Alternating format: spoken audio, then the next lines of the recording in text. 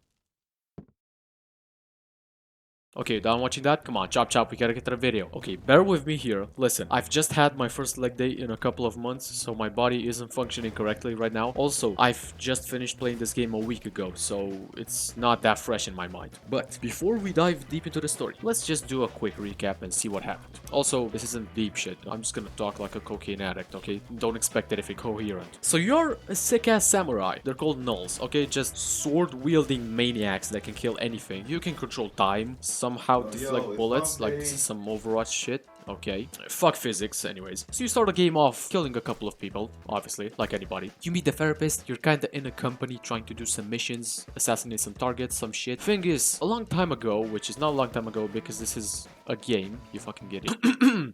A long time ago, there was this war between two imaginary factions, and they made some sort of drug, like meth, I guess. This shit controls time.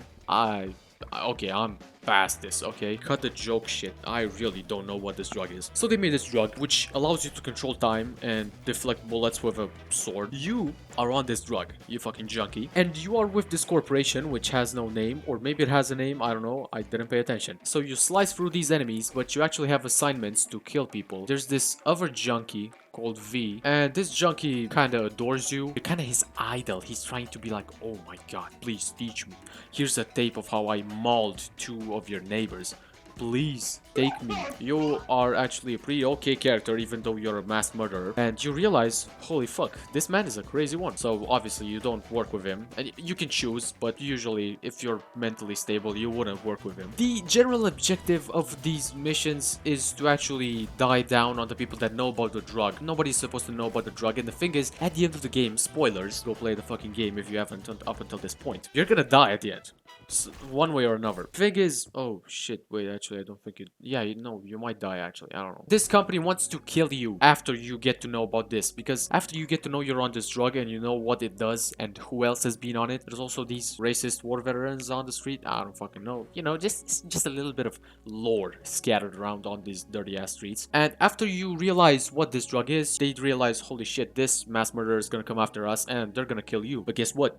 You have plot armor. You're not gonna die, obviously. Unless you do, which is another choice that you can make. There's these two motherfuckers in masks, and I completely do not understand what their purpose is. I don't know what they're supposed to represent. They say they're life or death, and you can choose either to sacrifice a little girl, which is obviously what I did, as any normal people would do. You can die and save the little girl, but come on, you're playing the fucking game. You're not gonna save an imaginary character that you don't care about, right? Oh.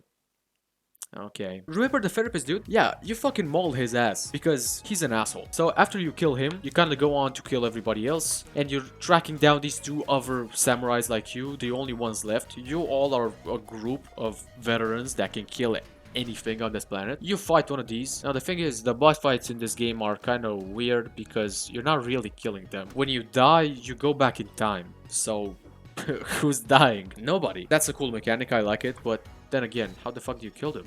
Because they're on drugs too. At the end of the game, Zero. The character's name is Zero. I think I should have said that at the beginning of the story. Fuck. Zero kind of realizes what he is, what menace he is, and he says, man, I'm gonna change. I'm gonna take this little girl to the first district. We gonna have a good life, which is suspicious, but you know what? You do you, my brother. I've seen some shit on the internet. This isn't even the worst. There's one even more criminal thing. After you go after these people that you try and kill, the game just cuts off exactly when it gets interesting. It just cuts the fuck off. It's like, nope, no more story for you. Supposedly there's DLC, but you know what, at this point the story is pretty okay. Oh shit, I didn't read the script correctly. There's one more thing I need to say. So there's this chick, Lord have mercy. the receptionist. Oh my god, developers, why did you do me like this? Why can I only speak to her twice and that's it? She even gives you the fucking room number and you're not allowed to go up there. Maybe it's in the DLC? Who knows? Is that shit even gonna come out? Who knows? Okay, for this one, my cat decided it was prime time to hug me, so I'm not gonna be able to talk as loud, but wow, fuck it, I'll just get straight to the point. I have only one problem with the combat in this game. It is way too clean. Okay, jokes aside, the combat is insanely good. It might just be the best I've seen in a couple of years, and I would praise the combat if it were just the sword itself. That's it. You don't need anything more. But you also have items, switching up the gameplay, the environmental help. Shit is so fun. And it immerses you in the world so well. Fuck it, I might just feel like a mass murderer after this game. It feels so beautiful to play this game and fucking deflecting the bullets, defying physics and blasting their heads. Pause. But you know, every once in a while, it puts a boss fight, a little bit of a twist. The boss fights are weird, to say the least. At first, when I looked at this combat, I didn't even fucking think of boss fights. I was like, no way that's gonna work. It does work. They work insanely good. Because they put twists on the gameplay and try to make you be that character, and also, obviously, puts the mark on the cocaine addiction that you have. They use the drug going back in time when you die shit, and it's so cool and such a quirky little mechanic. Also, I've seen that DLC, I've seen the trailer, I see the new kick-ass items. Where's the DLC? I need more. Whoa, whoa, whoa, whoa, whoa, whoa, whoa, whoa, where are you going? Come on, we still have to talk the quirks of the combat. The items, I mentioned them, but I didn't mention all of them. You have fucking flamethrowers, explosive mines. I don't know if there's inexplosive mines, but shit. You have knives, bots, statues. You can throw quite literally everything at your enemies. And they do have quite a bit of combat implication. They're not useless. You can fight only with your sword, sure, but you kinda can't, because there's also spots when there's barrels that you have to blow up. I don't know how chemically that makes sense, but you know what? I guess I didn't watch enough Breaking Bad. The Molotovs are really sick, and it just puts the point that, hey, dumbass, use the fucking environment. Stop playing around with your little sword. But I guess technically you could play around with your sword all game. Also, the missions sometimes put a twist when they say, hey, don't kill nobody, okay? We just need to kill the target and that's it. And obviously, you can be a good little boy and be submissive and do the mission as they say. Or you can be a normal human being and kill everybody. The fuck did you think I was gonna say? Come on. Obviously, I killed every single human I saw. I didn't care they were fucking innocent policemen. They had shotguns, I had a sword. I have a right to kill them. I like these little twists because it puts more emotion on the story. It kind of tells you, hey, you're not by yourself. You're not a mass murderer here, okay? You gotta do this shit. We'll tell you what to do. Also, the dragon tape. When I saw how Zero fought, I thought there was like no toppling that. I was dead wrong. The dragon tape's so clean. The teleporting ability, it kind of has a little bit of a cooldown. I don't understand the cooldown. I mean, obviously I do understand the cooldown, so you don't teleport like a maniac every second. But why can I not hit after I teleport? The fuck? He got tired? So this man can travel between dimensions, but he gets tired. Okay, cross that one off the list. I mean, at this point, there's fucking drones that shoot at you. The boss fights with the lasers are sick as hell, and you can also use the lasers in level to incinerate your enemies. Come on. What more can you ask for? The DLC to come out? Yep, I know. I'm asking for that too. Okay, I'm not gonna lie to you, I just got done cooking something up and my hands fucking hurt. So I'm gonna keep this one short and clean. Graphics and audio effects. god damn. Also, you might be like, damn, is that all you're gonna speak about? It's not like there's fucking enemy design, boss fights, level design, a lot of other shit to talk about. Well, listen, you know what? For that, I would kind of need like a 1 hour video, and I cannot be bothered right now. So, take what you can. Graphics. Clean. I'm seriously speaking, I have never seen a game that looks this well in pixel art. Fuck it, it might just even rival some games that aren't pixel art. Graphical style is fucking perfect. Now I couldn't say it looks incredible just from the base point of the art itself, but the way it's like molded through with the neon colors and just the way the art looks and the blood, zap. And also, don't think I don't notice those colors in the text. That shit is clean. You might be like, wait, hold up. Why'd they gotta use the color in the text? The fuck, can I not read? No, it's to transpose emotion, you dumbass. Because, as you might have noticed if you play the game for at least 1 minute, the characters cannot speak. There's no voices. They're all in your head, okay? There's only beeps for sound effects when it comes to voices. And I gotta say, it's fucking clean. I can't see this game with actual voice acting. I think this voice acting, quote-unquote voice acting, is clean. And it's just done right enough to put this kind of character into the characters.